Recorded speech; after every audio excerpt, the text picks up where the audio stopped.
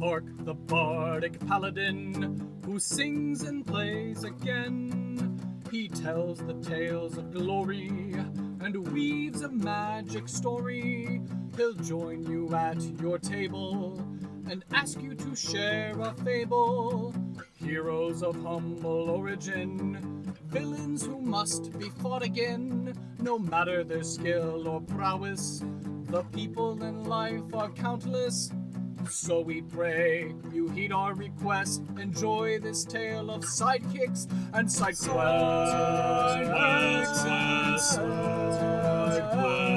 And side quests.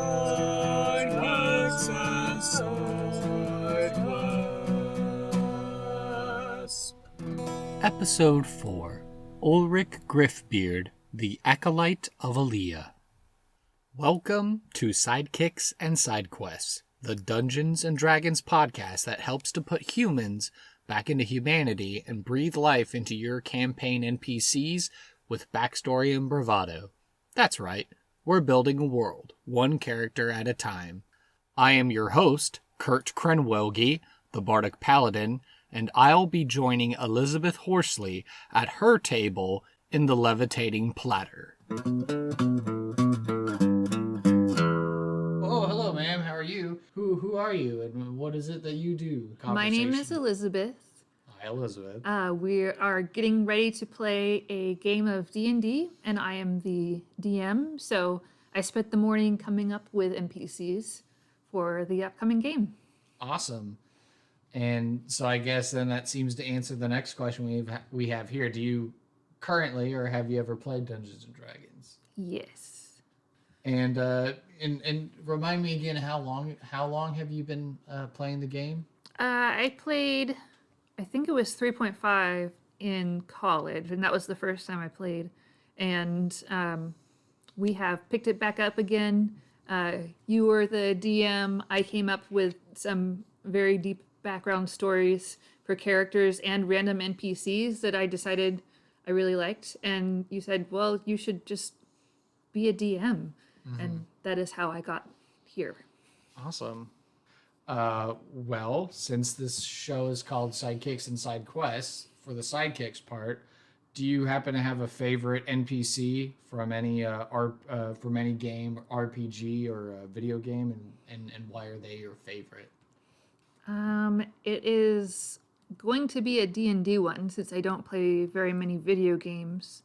I think one of my... Well, I was going to say one, but the one that became my character's boyfriend was probably one of my favorites. Oh, Eduardo? Eduardo. And why is Eduardo your favorite? Eduardo is a tortured soul. And that's why he's your favorite? Yes. We don't have to get quite into all of that. Sure. Fair enough. He was the one who had a very intense background story. Right. Yeah, and he's been with your guys' party ever since. So yeah, he was a NPC that I came up with on the fly, and he's become so much more to your character's backstory, which is fun. I had to be careful to not make a mini party for myself.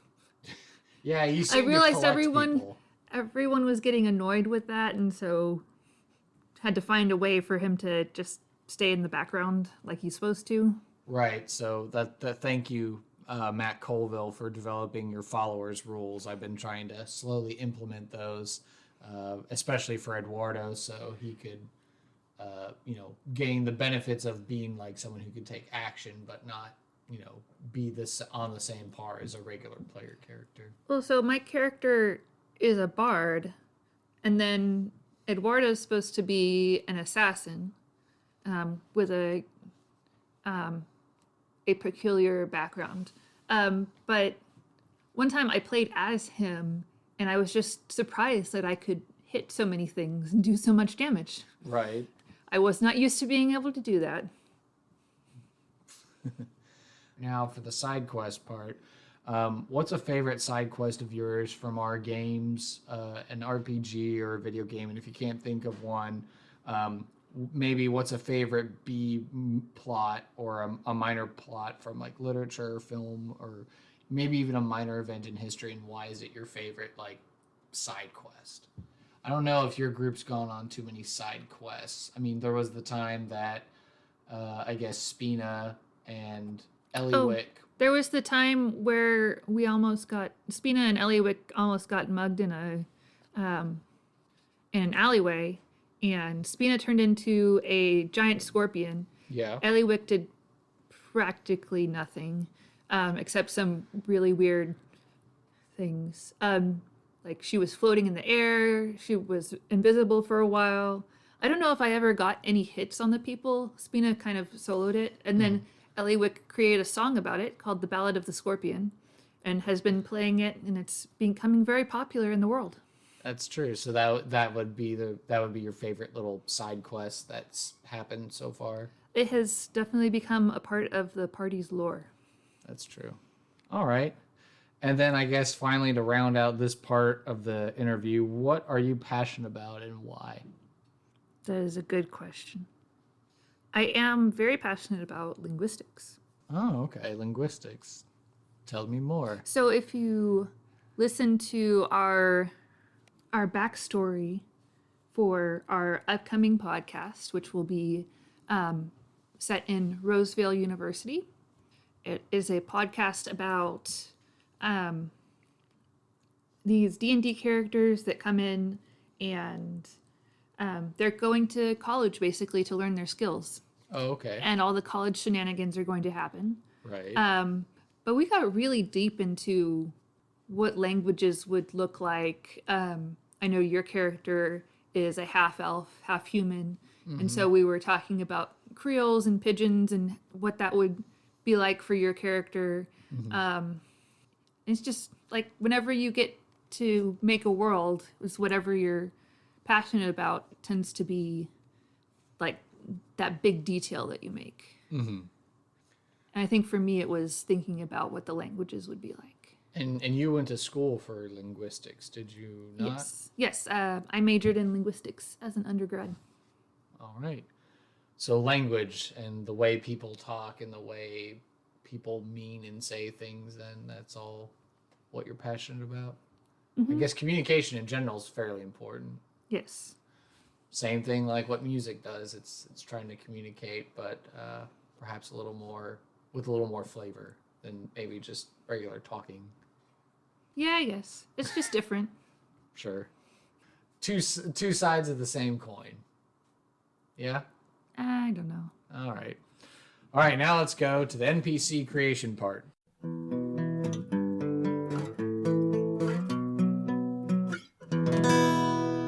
All right. So, what kind of NPC are we going to make today? Are you going to be sharing one that you've created, or are we going to make one from scratch, or what are we doing? I would like to share one that I'm excited about that I created this morning. Oh, okay. And I'm hoping that you guys will run into him. Oh, okay. Awesome. So then I guess what is this character's name? His name is Ulrich Griffbeard. He's a dwarf cleric, level 2. Okay. The levels were important because I wanted to see kind of where they are skill-wise. Okay. But he also has 1 level in fighter. He recently changed majors to cleric because he found religion. Okay. And he worships Elea, who is the demigod of balance. Interesting. Okay. Yeah. So we're working through these questions. I was gonna. Oh, yeah. So no, that's cool. That's fine. So we've got okay. So he definitely wants you to know about it. Oh, that he found religion. And he wants you to come to his prayer group. Okay. So how old is Ulrich? You said. Yes. How old is Ulrich? I have him down as a sophomore, so I'd have to look at the dwarf ages, but I'm thinking he's fairly young and idealistic. Okay, young and idealistic in dwarven age ranges. Okay, so not in the hundreds or anything like that. Yeah. Okay. So let's see. What describe the physical appearance of Ulrich? If he is like couple levels in fighter and now some in cleric. What does that look like? He is pretty strong. He has a couple of religious tattoos. Are they like balance scale, since you said this demigod was a balance? So Elea, so the way the religion works in this world is that there's 4 elements or 4 elemental gods, and they really have no gender and they're completely neutral. They can embody both good and evil. So they're water, fire, earth, and air. And then they have demigods under them, and the demigods draw their power from their main god. And the demigods can be a lot more specific and a lot more. They can be either good or evil, depending. So the demigods are a little more nuanced. They're more nuanced. Okay. So Elea is under the element water, and so he'll have a lot of water tattoos and Okay. Cool. All right. a lot of things with symmetry. So how's the beard looking on this dwarf? Well, he has to have a beard. I don't know. Maybe his demigod doesn't like beards and she made him shave it. I don't know. He has a beard. It's blonde, and he has it in 2 braids Okay. for balance. For balance. Okay, there we go. Keeping the thematic elements all there. But he has shaved his head in accordance with his new religion's laws. Interesting. Okay. So then that seems to okay, that's his physical appearance. Is he pretty buff and stout, or is he kind of tall for a dwarf, or He's pretty buff and stout because he did have a level in fighter. So he is very well built, very handsome and charismatic looking. Okay. All right. I feel like that's a pretty good physical description of him. Now, if you had to pick like 3 adjectives to describe Ulrich, what adjectives would you pick? Persistent would be one of them. Okay. Persistent. Yes, he really wants you to come to his prayer group. Okay. Charismatic. Okay. He can walk into the room and kind of fill the room. Okay. I don't know what else. Persistent, charismatic, He has this air about him that makes you want to trust him. trustworthy. Yes. So persistent, charismatic, and trustworthy. Okay. Feel like we have a pretty good idea of who Ulrich is. What is something valuable that this character possesses, whether that's an item, a bit of lore, some secret, or if it's not a physical, tangible object, is it some ideal or concept or something? Well, he has the concept of his goddess. He would need to have a holy symbol because he's a cleric. Okay. So that will be his. That'll be his object. valuable object Yes. is his holy symbol. It's an amulet that he wears around his neck. Okay, and it will describe the amulet. What does this amulet look like? Is it just like the generic religious symbol? Is it a pair of scales, or? It is. I'm just wondering how you personify balance. It is what would look like a kind of a 4-leaf clover. So 4 circles coming into a single point. Okay. Or 4 teardrop shapes coming into a single point. Okay, 4 teardrops coming into a point. Okay, cool. Yes. And then. And then it would be 2 on the top and 2 on the bottom if you're. To draw it out. Yeah. Okay. And then what is a particular quest that Ulrich would be willing to recruit or hire player characters to go on? He really wants you to come to his prayer group, but I've said that already. I mean, it's a very strong side quest. Like, hey, go to this prayer group. Yes. Okay. That's his big thing. That's his big thing? He wants you to come to the prayer group. He wants you to bring friends. And he would love to talk about the wonders of Elea with you. So what would be the reward for succeeding in this side quest of going to the prayer group meeting? You could join the followers of Elea. Okay. And potentially get some of their magic items having to do with Elea and learn about some of their secrets of their religion. Oh, okay, interesting. And then what would be the consequence of failure or refusing the call to the adventure, this side quest? He's going to keep asking until you really put him off. And then, oh, there's a cat on the table. A wild tabaxi appears. There's a wild tabaxi on this bar table. Well, Randolph, we're going to have to do something about getting these cats off the tables. If you really put him off, then you'll probably get more followers of Elea coming and knocking on your door and trying to get you to join. So are you saying that they're like the Scientologists of your world? Where they're just like, you know, you like blow them off or say no, and then they're like, oh no, he really needs to know, or she really needs to know, and then they just come and bug you more and more until you just cave in? Probably. I'm trying to tell you about this person without giving away things. Sure, no, I understand. As a person, you know, can separate the knowledge they have from their character as well. But I understand you don't want to have we're any influence. about to play. Sure, of course. All right. So I feel like, and then, I had those optional questions. Did you have any thoughts on those other optional questions that I included, or do you feel like What were the optional questions? Oh, like, you know, goals and motivations of the character, but or, you know, how do you, like, the way they talk or interact with people, or what impact they've made in the world. But I feel like, you know, you've done a pretty good job of explaining. Well, I was going to give him a Cockney accent, but I really have to think about that one so it doesn't dip into something else. Sure. I like to do that one when somebody says, do a British accent. It's like, which one? Right. Well, I think we've got a pretty good idea of Ulrich. And now let's go ahead and do the random encounter.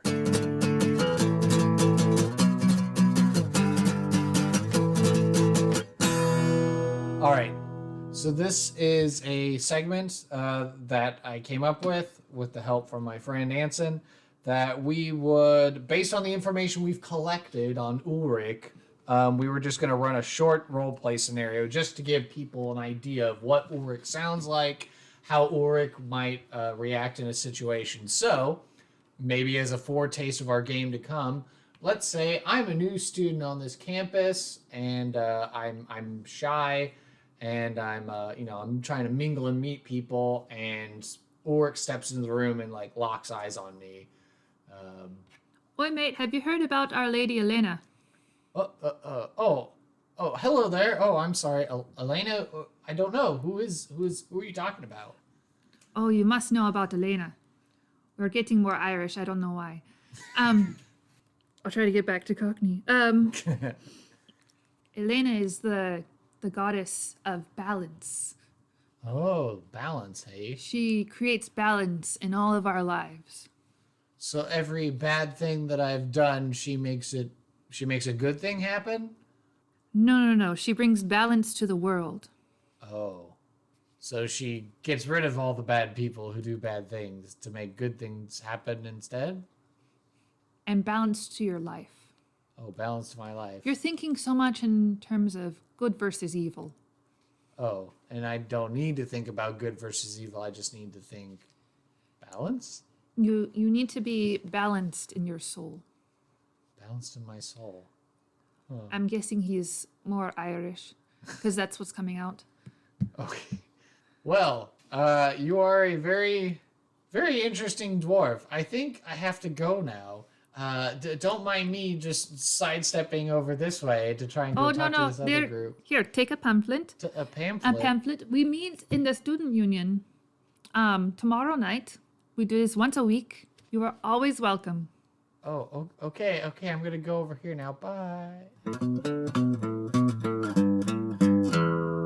All right. Well, that's a pretty good idea of Ulrich. I mean, I guess you're still working on the accent, but otherwise a fairly good representation of Ulrich trying to describe the religious beliefs and his persistence and wanting to be trustworthy, and the handing of the pamphlet was a nice touch. So usually I can get Cockney faster than Irish, but that was just how he came out.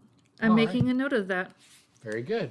Well, I guess final thoughts. Well, what did you think of this new format of mine? You were a previous guest on my old show, which was just kind of like a slice of life. And on that particular episode that you were a guest of, we just talked Star Trek and just kind of went all over the place. But how do you think this format and this experience worked out? It has brought to my attention that I could think more about my NPCs and should be testing them out a little bit better. Okay. I mean, I will have to make up some on the fly, but Right, of course. I mean, the intention of this podcast is not to replace the ability of the dungeon master to think up of something on the fly for an NPC that someone meets, but it's just to help prevent all the Bobs and the Janes that you just kind of see in the world that don't really have any depth, to and to reflect that greater appeal that every person that you run into your life, they've got a deeper story. So that's what I'm hoping to do with this podcast. So that makes sense. Well, I'm glad that you were you got to be a guest and share Ulrich with the world. And we'll make sure we get all those details out on the website. So if you want to draw your fan art, or if you want to take those details and put Ulrich in your game, and maybe even share stories of how you've had Ulrich interact with your player characters, be sure to let us know on our social media and our website. Elizabeth, where can people find you on the internet if they want to follow any projects that we're working on or that we're doing?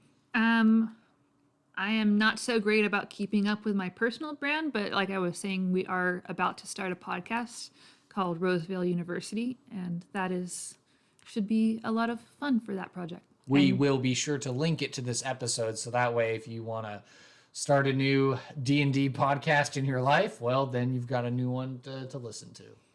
And you will get to meet Ulrich probably very soon. All right, sounds like a plan. Well, thank you so much for being a guest on my new show, and hope to talk to you again soon. Thank you. Thank you for listening to this episode of Sidekicks and Side Quests. Be sure to subscribe to the podcast on Apple Podcast or Overcast. You can also save the RSS feed to the app of your choice. I ask that you please leave an honest review on iTunes to help spread the word. Be sure to visit our website, www.sidekicksandsidequests.com. Be sure to follow the podcast by searching for @SideKQ Podcast on Twitter and Facebook. I have created a subreddit, which you can find at r/SideKQ Podcast. If you'd like to get in contact with me for inquiries, questions, or comments, feel free to send an email to sidekicksandsidequests, all one word, @gmail.com. Sidekicks and Sidequests is unofficial fan content permitted under the fan content policy, meaning I'm not approved or endorsed by Wizards. Portions of the materials used are property of Wizards of the Coast. Copyright Wizards of the Coast, LLC. Thank you for your support, and I'll see you at the pub next time. Bar to rock on 1, 2, 1, 2, 3, 4.